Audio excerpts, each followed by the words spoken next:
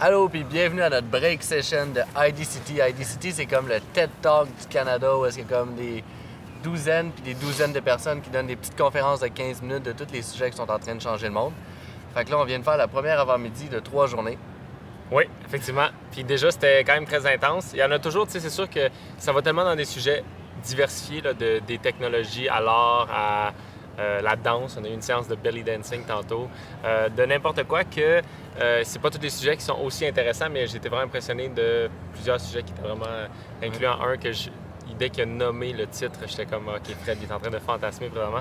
Fait qu'on notre désir, c'était non seulement pour se pratiquer et réexpliquer les choses pour qu'on s'en rappelle plus longtemps, mais aussi pour vous faire part de ce qu'on avait appris, les choses les plus importantes. Puis comme ça, vous allez pouvoir voir, vous pouvez aller sur le site web directement de IDCT, puis vous pouvez voir si, par exemple, il y a des sujets dont on va parler qui vous intéressent. C'est sûr que c'est en anglais, mais si ça vous intéresse, vous pouvez aller les voir puis en apprendre plus là-dessus. Fait que c'est ça, en ce moment, nous, je pense que je l'ai pas dit, on est à Toronto, on est en conférence live.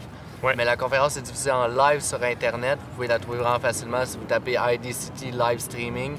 Puis sinon, il y a toutes les vidéos, surtout qui sont finies en live, sont publiées genre comme des vidéos YouTube, c'est que vous pouvez aller les écouter, qu'est-ce qu'on va vous dire. Puis nous, on vous fait des petits commentaires résumés de tout ce qu'on a appris parce que nous, on est là pour chaque speaker. Fait comme ça vous permet de choisir ce qui vous intéresse le plus. Puis on va juste parler de ceux qui nous ont marqué le plus parce qu'il y en a d'autres qu'on va juste... Parce que sinon, ça fait vraiment beaucoup. On vous informe juste du meilleur. C'est ça, seulement du meilleur.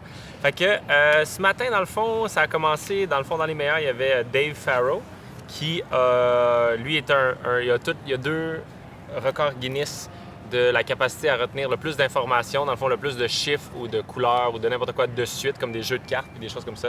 C'est quelque chose comme 2000 chiffres ou quelque chose d'absurde, là, qui est capable de retenir. Puis il donne des exemples quand même très pertinents pendant la conférence. Moi, c'est sûr que c'était quelque chose que j'avais déjà appris, l'idée de faire des liens entre chaque chose. Fait qu'il peut mettre une liste d'objets, mais si tu réussis à faire des liens comme quelque chose qui arrive entre les deux, ou lui donner l'exemple de, par exemple, si tu as une voiture puis un chat, il faut que tu imagines un chat en voiture ou quelque chose qui... Les deux, tu crées vraiment de l'imaginaire, dans le fond, puis tu crées des images visuelles parce que notre cerveau se rappelle visuellement des choses. Je me rappelle, moi, quand j'étais jeune, mon truc pour numéroter au clavier, je me souvenais pas des chiffres, mais je pouvais me souvenir kinesthésiquement d'une série de mouvements, puis ils étaient interreliés entre eux parce que notre cerveau est pas fait pour se souvenir des choses irrationnelles, comme des nombres ou juste des mots, mais des histoires, des images, ça qui nous a rappelé comment faire ça, dans le fond. Exactement. Tout ce qui est en lien, puis il expliquait que tout ce qui est visuel, auditif, olfactif, qu'on peut sentir. Kinesthésique. Oui, ça, puis kinesthésique, c'est ça qui marque le plus le cerveau. Donc, tu sais, lui, il a des records Guinness, puis ce gars-là, dans le fond, il était pas bon à l'école pour retenir des choses. Puis tous les gens que nous, on est aussi, genre Jim Quick, lui aussi, il était vraiment pas bon à l'école pour se souvenir des choses. Puis c'est eux autres qui sont les meilleurs au monde en ce moment. C'est qui te montre que ton cerveau, c'est un muscle, il faut juste que tu t'entraînes. Ouais. Fait que ça, c'était Dave Farrow. Ouais. Après ça, il y avait Alex Tapscott, qui était sans aucun doute ton préféré. Fait que je commençais avec ça. Alex Tapscott, dans le fond, pour faire une introduction, c'est que j'ai découvert Jérémy Rifkin, que je vous recommande vraiment d'aller écouter toutes ses vidéos, qui nous parle à propos dans ce moment qu'on est déjà dans l'Internet des communications, on le connaît vraiment bien, mais l'Internet de l'énergie, c'est-à-dire une énergie comme l'Internet, c'est latéral comme une communication égale avec tous. Bien, l'énergie, ça s'en vient avec les panneaux solaires, puis après ça, la matière, ça s'en vient avec les imprimantes 3D, puis tout ça. Puis lui, il a parlé d'un nouveau truc qu'on connaît, qui est les bitcoins.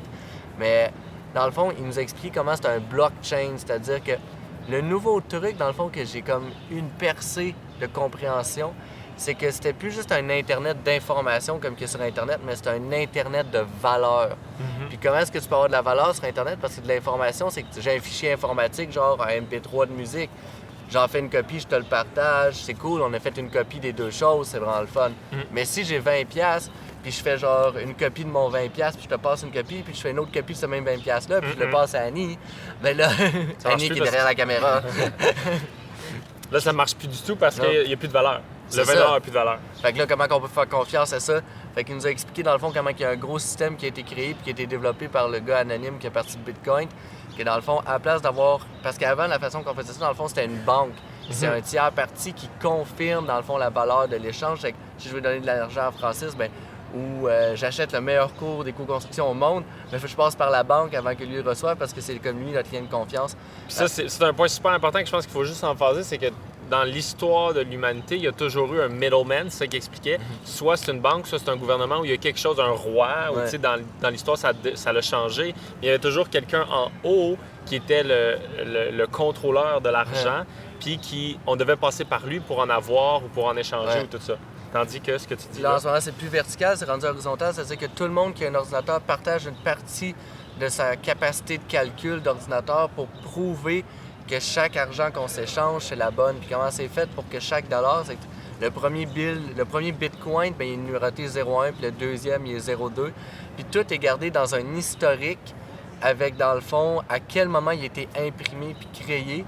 Puis si tu voudrais pirater le 3 millième Bitcoin pour que genre t'en fasses une copie, bien, il faudrait que tu pirates les 3000 fichiers Bitcoin qu'il y a eu avant dans des milliers d'ordinateurs autour de la planète, tout ça en quelques secondes pour que tu puisses pirater le système. C'est comme pratiquement impossible parce que l'information est plus gardée dans un coffre-fort d'une banque avec genre quelques copies et gardée dans les ordinateurs de tout le monde, genre de façon vraiment latérale.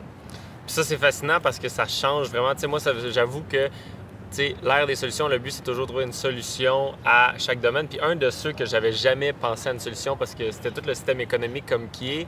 Parce que oui, il y avait les histoires d'économie locale puis tout ça, mais veut pas, le monde s'en vient international. Fait qu'il va falloir être capable d'échanger entre les pays, entre tout, dans le fond. Puis je me disais, hey, ça, je sais vraiment pas. Puis je vois pas d'autre solution à part un collapse économique. Là. En vrai, là, je voyais pas grand autre chose. Puis ça, c'est la première fois que je fais comme, wow!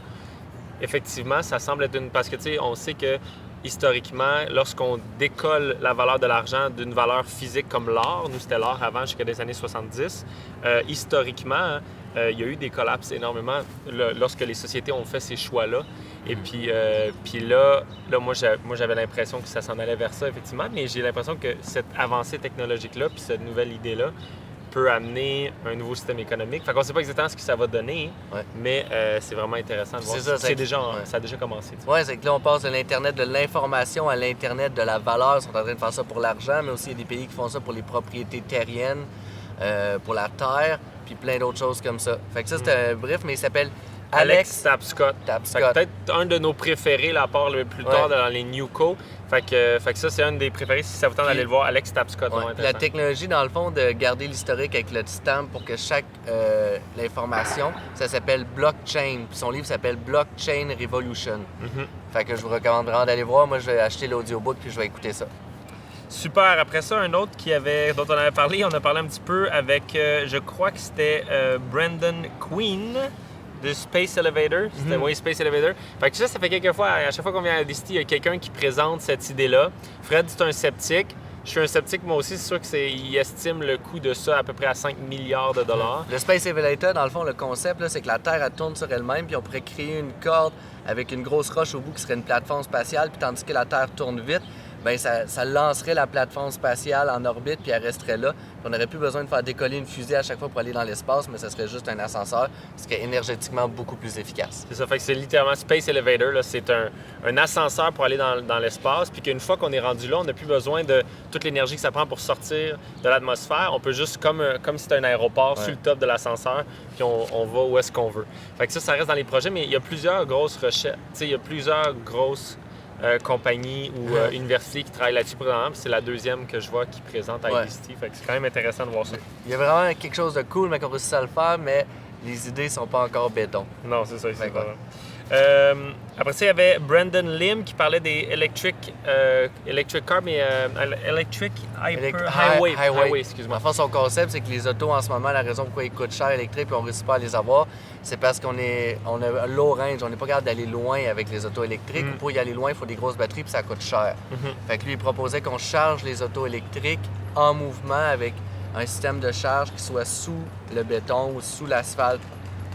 Puis dans le fond, il démontrait que dans certaines universités, ça existe déjà. Donc, il y a des loops dans lesquels une voiture peut rouler indéfiniment parce qu'elle se recharge au fur et à mesure. Puis il expliquait que donc les voitures pourraient avoir juste un range de 50 à 70 km, mettons entre 40 et 70 km, qui ferait qu'il serait beaucoup moins cher. Mais à chaque fois qu'il serait sur une autoroute, il serait en train de se recharger juste par le fait qu'il roule. Fait que c'est encore une fois, c'est un projet où est-ce qu'il faudrait décider communautairement de faire cet investissement-là. Moi, mon scepticisme revient à un peu comme Michael Reynolds qui disait le gros défaut de quand on achète des giga-infrastructures comme ça, c'est que tu peux pas, t'évolues extrêmement lentement. Fait que, dans un monde où la technologie avance extrêmement rapidement, s'ils investissent, mettons, je pense que c'était 100 milliards ou quelque chose qui disait pour toutes les routes, 1 trillion. Si ils investissent 1 trilliard de dollars pour que toutes les routes soient capables de faire ça, ben comme 10 ans plus tard, on a une meilleure technologie que ça. Fait que c'est ça qui va arriver. Fait que le 1 milliard, il va pas avoir été rentable. Fait que dans un monde où est-ce qu'on évolue tellement vite, des fois, c'est mieux de pas aller autant wild scale. Ouais, puis moi, je pense que la stratégie qui est vraiment bonne, c'est que chaque petit module soit autonome, comme les maisons, c'est pour ça qu'on tripe sur les chips. Ouais. Mais l'auto aussi doit être autonome, mais avoir certaines bornes de charge. Comme ça, il y a juste des petits endroits où il y a de la technologie. La technologie qui se déplace entre les autos ont des batteries puis est autonome entre les deux et pas dépendante d'un huge infrastructure, ça fait qu'on est plus résilient. T'sais. Puis elle est capable d'évoluer rapidement. Ouais, c'est ça. Cool, c'est les bornes sont capables d'évoluer rapidement. Puis le dernier, qui est un truc que j'avais déjà entendu, mais que là, il m'a vraiment réinspiré, puis je trouve que c'est un beau mot de la fin pour cet avant-midi, c'est Martin de White, qui est dans le fond qui est teamé avec Leonardo DiCaprio. Puis dans le fond, ils sont en train de faire de l'alchimie. L'alchimie, genre vraiment là, de transformer du plomb en or, ils sont en train de transformer du carbone, genre du CO2 puis des gaz à effet de serre directement en diamant. Puis genre, c'est ça qu'ils font en ce moment en Californie, puis c'est littéralement de l'alchimie là, ce qu'ils font. Puis ils proposent une solution qui est alternative, qui est vraiment bonne parce que qu'est-ce qu'ils font en ce moment pour les diamants, c'est pas éthique du tout. Puis là, il y a toute la question de faire OK, ouais, mais c'est-tu des vrais diamants, tu sais? Puis moi, je trouve une belle réflexion qui m'a vraiment fait évoluer, c'est comme bon, ben ces diamants-là, est-tu le fruit de la nature? Ben l'homme est le fruit de la nature, puis tout ce qu'il crée est donc aussi le fruit de la nature. Puis pourquoi est-ce qu'on pourrait pas être fier de ce qui est créé de la main de l'homme et du génie de l'homme? Surtout quand c'est aussi alchimique, tu sais, c'est comme, OK, le jour où est-ce que l'homme a réussi à transformer le plomb en or, on va-tu dire c'est de la fausse or, on n'en veut pas, tu sais? Puis les diamants, il y a la même propriété, puis il y a la même noblesse, c'est juste qu'on le fait de façon alchimique en enlevant la pollution dans la planète, puis littéralement en créant un diamant. Fait que moi, je crois qu'il y a encore plus à avoir fier de ça qu'on a créé de notre nature que peut-être un diamant naturel qu'on a juste été chercher, tu sais. De manière souvent pas éthique, Ouais, c'est ça le problème principal puis qui était adressé avec ça. Puis c'est vrai qu'à cause que dans les dernières années, c'est drôle parce que c'est ça qu'on va parler tantôt, les newco, les nouvelles compagnies versus les anciennes, on était, comme moi j'étais élevé, on a tous été élevés dans la génération où est-ce que les compagnies avaient comme ça l'objectif, le profit. Ça nous a mis dans notre tête, pour avoir vu qu'on a détruit énormément de choses pour le profit, que c'est comme si les humains étaient faits pour détruire, alors que ça, c'est un exemple quand même concret de quelque chose de créer quelque chose de mieux. Puis il y a plein d'exemples encore plus hauts parce que c'est juste moi, les diamants ne m'intéressent pas tant que ça personnellement, mais c'est déjà c'est un bel exemple quand même parce que c'est vraiment de l'alchimie aussi. Puis, c'est le résumé de notre première avant-midi ici sur 3 jours à ID City. Regardez. Dans le fond, tapez ID City Live Streaming si vous voulez écouter en live avec nous.